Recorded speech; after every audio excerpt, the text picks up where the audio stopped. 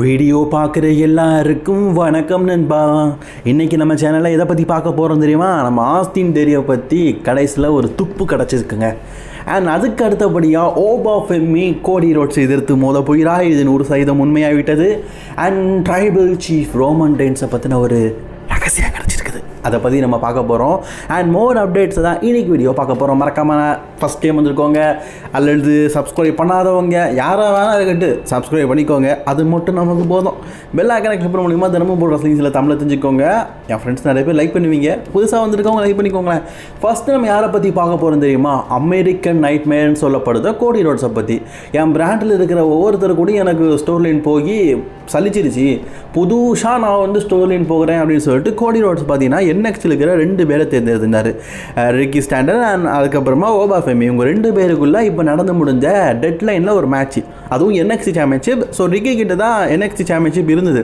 அதை அகேன்ஸ்டாக தான் பார்த்தீங்கன்னா ஓபா ஃபெமி மோதினார் மீண்டும் இந்த டைட்டில் வேணும்னு. ஃபைனலி இந்த மேட்ச் பார்த்தீங்கன்னா இன்றைக்கி நடந்து முடிஞ்சது. எப்பா உண்மையாக சொல்லணுன்னா இந்த மேட்ச் தரமான match. Oba Femi future of the மான்ஸ்டருங்க. எஸ், இதுக்கப்புறம் இவர் தான் WWE மான்ஸ்டர்.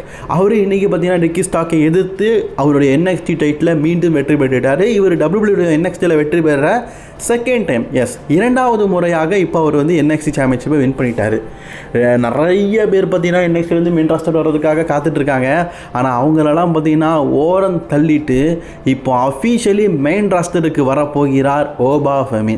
ஓபா ஃபெமி இந்த மேட்ச்சில் வெற்றி பெற்றதுனால சாட்டர்டே நைட் மெயினில், அதாவது நம்ம கோடி ரோட்ஸ் கொடுத்த வாக்கு, யார் வெற்றி பெறுவீங்களோ அவங்க வந்து சாட்டர்டே நைட் மெயினில் என் கூட மோதலான்னு சொன்னார்ல, அந்த வாக்குறுதியை நிறைவேற்ற வேண்டிய நேரம் வந்துடுச்சு. ஆக்சுவலி இது ஒரு தினசாக தான் இருக்குது, புதுசாக இருக்குது. ஏன்னா இப்போ ட்ரூ மேக்கிண்டருக்கும் கோடிக்கான ஃபியூவில் கொஞ்சம் லென்த்தாக கொண்டு போகிறாங்க. சாட்டர்டே 9 மினிட்ல கோடி ரோட்ஸுக்கு மேட்ச் கண்டிப்பாக இருக்குது. அப்போ யார் கொண்டு போகலான்னு சொல்லிட்டு ஒரு ஃப்யூச்சரை வளர்த்துறோன்னு சொல்லிட்டு NXTலேருந்து தூக்கியிருக்காங்களா, இது அருமையான முடிவு தான். WWE வழக்கத்துக்கு மாறாக பார்த்தீங்கன்னா இதில் ஏதாவது ட்விஸ்ட் அண்ட் டர்னிங் பண்ணுவாங்களோ அப்படிங்கிற எதிர்பார்ப்பு எனக்கு ரொம்பவே அதிகமாக இருக்குது. ஏன்னா நான் ஃப்யூச்சர் ஆஃப் த மான்ஸ்டர் அப்படின்னு தான் முதலியே சொன்னேன் ஓபா ஃபெமியை. அந்த மான்ஸ்டர் ஒருவேளை இந்த மேட்ச்சில் கோடி ரோட்ஸ் எல்லாம் பீட் பண்ணிட்டான்னு பாருங்களேன், நெக்ஸ்ட்டு ஃப்யூச்சராக அவங்க தேரவே வேண்டாம், ஆட்டோமேட்டிக்கலி இது நல்லா இருக்கு. நான் அவர் பார்க்கறதுக்கும் ஜெயின் மாதிரி தான் இருக்கிறாரு. அண்ட் ஜெயின் மாதிரி தான் சண்டை போடுறாரு. ரூத்ரர் அஸ்டலேஷனில் அவர் பார்க்கறதுக்கு அப்படியே நம்ம ரோமன் ரெயின்ஸோடைய தமிழ் மாதிரி தான் அங்கே இருப்பார். என்ன கருப்பாக இருப்பார், அவ்வளோதான். மற்றபடி தலைவன் பார்த்தீங்கன்னா சிங்கக்குட்டி. ஆக்சுவலி இந்த மேட்ச்சில் ஒரு பாசிபிளான ஒரு விஷயம் இருக்குது. என்ன தெரியுமா? ஓபா ஃபெமி வெற்றி பெறதுக்கு இது ஒரு நான் title match. Champion versus champion தான், வின்னர் ஃபார் த சாம்பியன்ஷிப் கிடையாது. இதுக்கு முன்னாடி 2015 போகணுன்னு வைங்களேன், ஜான்ஸ்னா WWEடைய US சாம்பியனாக இருந்தார். ஒன் டைம் ஓப்பன் சேலஞ்ச் விடும்போது அதை அக்செப்ட் பண்ணிக்கிட்டு கெவின் ஓவன்ஸ் வந்திருப்பார். எனக்கு டைட்டில் வேண்டாம், ஓ கூட மேட்ச் வரும்னு சொல்லிட்டு சீனாக்கு அகேன்ஸ்டாக ஒரு மேட்ச்சில் ஆடி அதில் பார்த்தீங்கன்னா கெவின் ஓவன்ஸ் வந்து வெற்றி பெற்றிருப்பார். எப்படிப்பட்ட ஒரு இது! ஏன்னா ஜான்ஸ்னாவை ஒரு NXT பீட் பண்ணுறேன்னு சொல்லிட்டு உலகம் முழுக்க பேசப்பட்டது. கெவின் ஓவன்ஸ்க்கு அது ஒரு பெரிய புஷ்ஷாக இருந்தது. அதே போல் பார்த்தீங்கன்னா இந்த முறையும் WWE பண்ணதுக்கு வாய்ப்புகள் இருக்குது அப்படிங்கிற செய்தி கிடச்சிருக்குது. இந்த தடவை கோடி ரோட்ஸுக்கும் ஓபா ஃபெமிக்கும் ஒரு மேட்ச் நடத்துகிறாங்கல்ல, அதில் WWE பார்த்தீங்கன்னா மேபி இப்போ கோடி ரோட்ஸ் விட்டு இல்லைங்க, அவர் எப்படியும் 3 வருஷம் போயிடுவார். ஆனால் ஓபா ஃபெமி இப்போ தான் அவருக்கு 25 26 வயசுன்னு நினைக்கிறேன். சின்ன பையன் தான், என் வயசோட சின்னது தான், ஆனால் அந்த அளவுக்கு பார்த்தீங்கன்னா சின்ன பையன். அவர் பார்த்தீங்கன்னா கோடி ரோட்ஸ் எதிர்த்து மோதும்போது அதில் வெற்றி பெற்றால் WWE ஃப்யூச்சருக்கு நல்லாயிருக்கும். இவர் மெயின் ராஸ்டர் வரும்போது கூட நமக்கு ஒரு பெரிய எதிர்பார்ப்பு இருக்கும், எவ்வளோ பெரிய ஆள் தெரியுமா அப்படின்னு. ஸோ அதை WWE காட்டுவாங்கன்னு சொல்லிட்டு எதிர்பார்க்கலாம். ஸோ நீங்கள் என்ன நினைக்கிறீங்க? நெக்ஸ்ட்டு கெவின் ஓவன்ஸ் மாதிரி ஒரு பெரிய புஷ் நம்ம ஓபா ஃபெமிக்கு கோடி ரோட்ஸ் கூட விளையாடின மேட்ச்சில் கிடச்சா எப்படி இருக்கும்? அண்ட் இந்த மேட்ச் நான் அகைன் சொல்லிட்டேன், இது ஒரு நான் டைட்டில் மேட்ச்சு. ஓபா ஃபெமி இதில் ஒரு வேளை எப்படியாவது சீட்டிங் பண்ணியாவது, ட்ரூ மேக்கிண்டர்லாம் வந்து சீட்டிங் பண்ணியாவது, இல்லை எப்படியாவது கோடி ரோட்ஸை வீழ்த்தி இந்த மேட்ச்சில் வின் பண்ணிட்டாலும் அவர்கிட்ட அன்டிஸ்பியூட்டட் யூனிவர்சல் சாம்பியன்ஷிப்லாம் போகிறது கிடையாது. ஆனால் ஒரு சாம்பியனே பீட் பண்ணிட்டார் அப்படிங்கிற பெருமை அவருக்கு கிடைக்கும். அடுத்த செய்தி யாரை பற்றி பார்க்க போகிறோம் தெரியுமா? டைம் இஸ் நவ் அப்படின்னு சொல்லப்படுற நம்ம ஆஸ்டின் தியரியை பற்றி தான் பார்க்க போகிறோம். பல தியரிகளை தொடர்ந்து பார்த்தாலும் ஆஸ்டின் தியரி தான் பார்த்திங்கன்னா இப்போ மிஸ்டரியாக வந்து அடுத்ததாக விஷன் டீமில் சேர போகிறாரு அப்படிங்கிறது வெட்ட வெளிச்சமாக எல்லாருக்குமே பார்த்திங்கன்னா தெரிஞ்சிருச்சு.